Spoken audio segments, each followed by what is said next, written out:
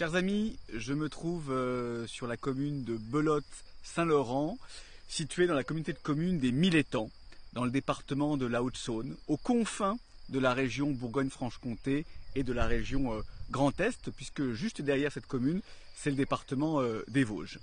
Nous sommes ici très loin de Dijon, très loin des préoccupations, il faut bien le dire, de la collectivité régionale qui, depuis 5 ans, s'est soucié surtout des habitants de la métropole et a totalement délaissé, oublié le reste de la région, la ruralité, les périphéries et les territoires les plus éloignés de la capitale dijonnaise. Et moi, je suis le candidat du rééquilibrage territorial.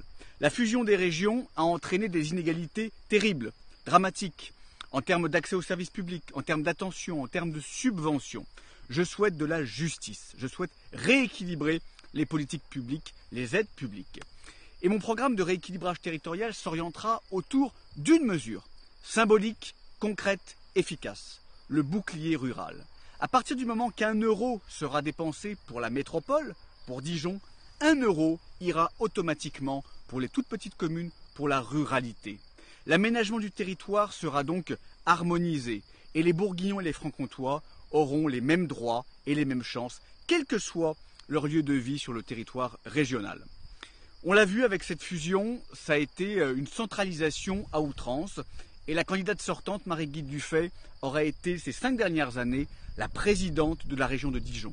Moi, je veux être le président de toute la région Bourgogne-Franche-Comté et notamment de la ruralité. Rendre à la ruralité des moyens, rendre des services publics, rendre de l'attractivité aussi. Je souhaite notamment développer, financer, encourager le maintien ou la relance des fêtes de village pour entretenir nos traditions et pour relancer l'économie locale. Je souhaite également investir pour les services publics, pour que les territoires, notamment dans la ruralité, bénéficient encore une fois de la manne publique. Aujourd'hui, nous ne pouvons plus avoir 2 régions, l'une qui va bien,